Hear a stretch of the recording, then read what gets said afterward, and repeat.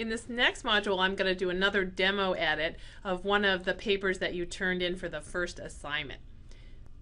In a minute, I'm going to ask you to pause the video and read this through a few times so that you're familiar with the piece and then restart the video and I'll walk you through how I would approach editing this piece. Again, we're going to review all of the concepts that we talked about in the first 4 weeks of this course.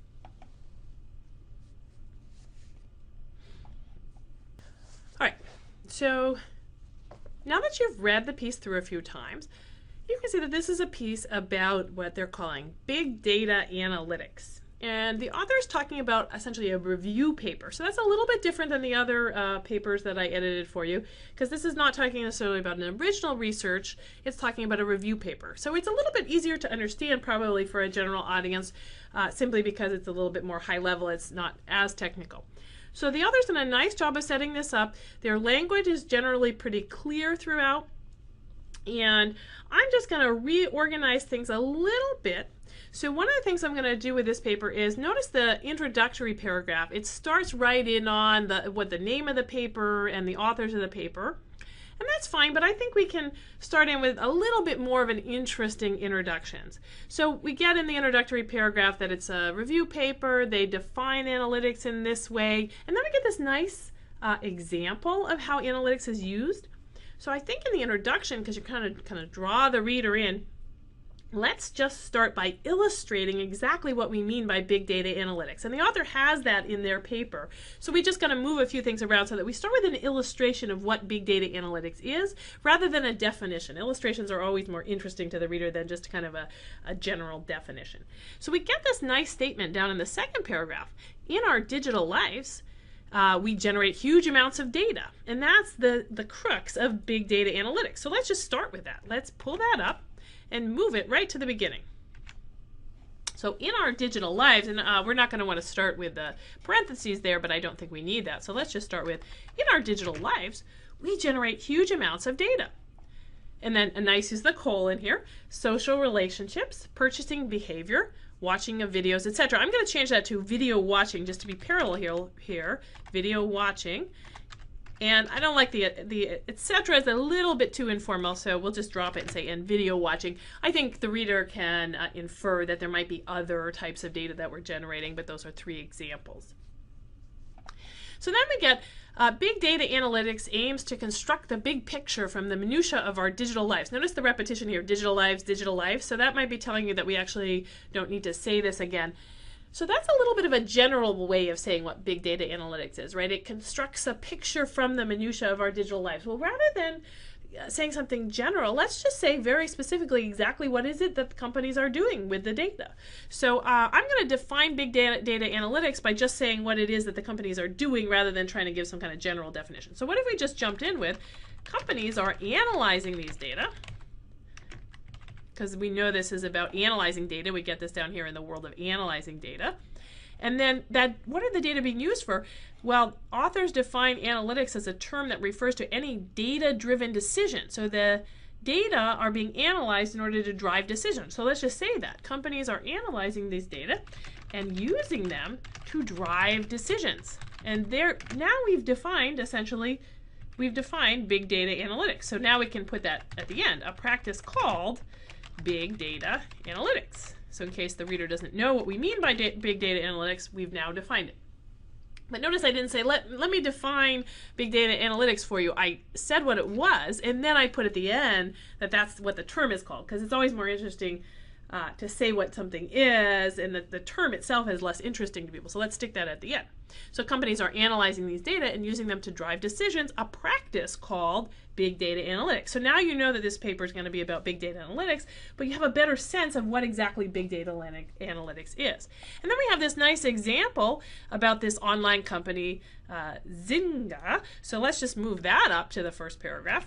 It's always good to use a really concrete example, as they have here. So let's say, for example, the online company, Zynga, studies how its audience plays the game and uses that data effectively to modify the games. So now we get a really good example of exactly how this works. So now we kind of have a big picture statement of what exactly we're talking about. Everybody is generating data in our Facebook and Amazon and all our online behavior is generating data for companies. Companies are then using that data to drive decisions. We call that big data analytics, and here's a nice concrete example of a company doing that.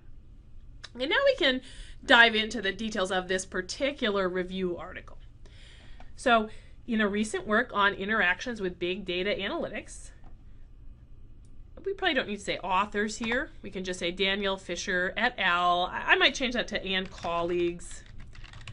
Daniel Fisher and colleagues talk about interesting developments in the world of analyzing data. Well, I think that's a little bit vague, and let's just jump right into what it is they're talking about. We don't even need to give that introductory pass.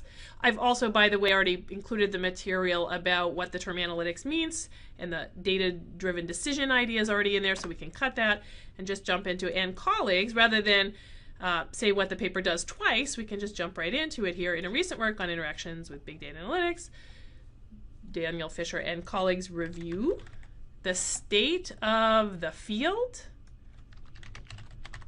of big data analytics by interviewing 16 pioneering analysts. And now we've got this repetition, analysts in the field. In the field, they had said the state of the practice, probably because they didn't want to repeat in the field. I like state of the field better, but let's just get rid of this in this field and call them big data analysts. I assume that they're big data analysts if they're, pioneers in this field. So we're going to jump right into that. And then what did they do? So the paper, I'm going to say the authors discuss rather than the paper discuss. That's a minor stylistic thing. The authors discuss, we don't need the about here, discuss the definition of big data, contemporary ways of analyzing data, challenges peculiar to big data, and proposes a 5-step workflow. Now notice when I read that out loud, you probably heard the non-parallelism in there.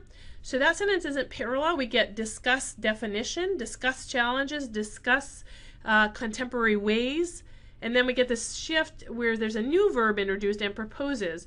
So it doesn't quite work. We're going to have to set that proposes off as a new sentence. I'm going to set it off with a semicolon to make that parallel. So just watch out for parallelism as we've talked about. So let's make this a list. The authors discuss the definition of big data, contemporary ways of analyzing data, and challenges peculiar to big data. Wrap that list up and then start with the next idea about proposing. So they also propose a 5-step workflow. And then we get type of an approach to analyzing big data. Well, we don't need any of that, right? So we just say they propose a 5-step workflow for analyzing big data. We don't need the type of approach to, right? And I'm actually gonna end that paragraph right there. So this gives us an overview of what this review article accomplishes. They discuss things like the definition, the challenges, things like that, and they propose a 5-step workflow. So then I'm going to set this next idea, this parallel with old age mainframe computing, I'm going to set that off as a new paragraph. So this has a nice idea that the authors have this draw a refreshing parallel, that's a nice way of putting it, to the old age, that needs a hyphen there, to the old age mainframe computing, where the work would be submitted to massive systems and the results would be obtained after a period of time. Now I'm going to point out that these couple of sentences have some passive voice in them, so I'm going to try to put this back into the active voice to make it a little bit more lively. So to put this in the active voice, we would say the authors draw a refreshing parallel to the old age mainframe computing, and then I'm going to say who submitted the work. So where analysts, notice the would be submitted is passive voice, where analysts submitted the work to massive systems and had to wait for a period of time to obtain results. Now, it would be nice to be specific. What type of period of time are we talking about? For those of us who don't really remember the old age mainframe computing, was it hours, was it days, in general, how long? So I might just say to the author, put something concrete in there if it's possible, and had to wait for hours, days, week to obtain results. So I'm going to just highlight that so that we can tell the author, I can tell the author, well, what is it? Can you give a more specific time frame here if it's possible? then we get big data analytics, argue the authors, is very similar. Well, actually, you don't need to say all that because we've already said it's a parallel. So you don't need to repeat the fact that it's similar. That's what we mean by a parallel. So we can just jump right into, with big data analytics, the analyses. Again, I'm going to turn this into passive, from passive voice back into the active voice. So the analyses require huge computing power. I'm trying to also make this sentence parallel with the last sentence. Require huge computing power. So scientists must submit the results, say, to a supercomputer. I'm adding this detail, but I would assume that they're submitting them to a supercomputer, and that's why they're having to wait, right? Must submit the results to a supercomputer, and again, wait for a period of time, and wait for the results.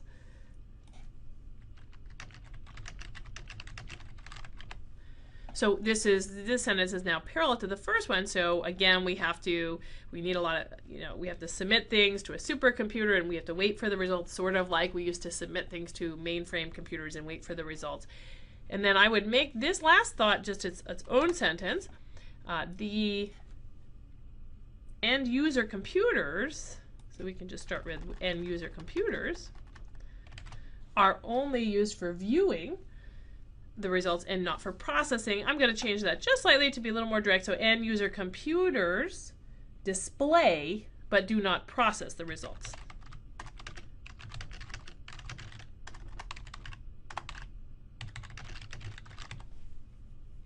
And then I might ask the author to add just a little bit of detail here. So that's a really nice parallel, but what are the implications of that? Can we learn something from recognizing that it has this parallel with the old age mainframe computers? So I'm going to ask the author to add something here.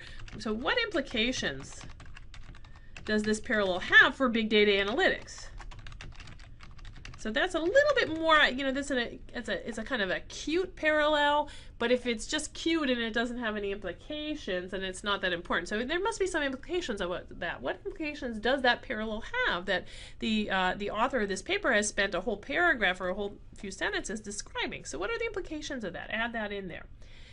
Then we get to the next paragraph, and the author jumps into this five-step workflow. So they say pivotal contribution of the paper is the generalization of how big data analytics can be approached. Well, notice we already set up here, they propose a five-step workflow. I'm going to put the word pivotal back up in the second paragraph to emphasize the significance of the work. So they also propose a pivotal five-step workflow for analyzing big data. And then I think we can get rid of all of this. So we've already alluded that this is a major contribution of the paper. We put it right up front. We've emphasized that it's significant by using the word pivotal. So I'm just going to delete that whole thing. I don't think we need anything out of that.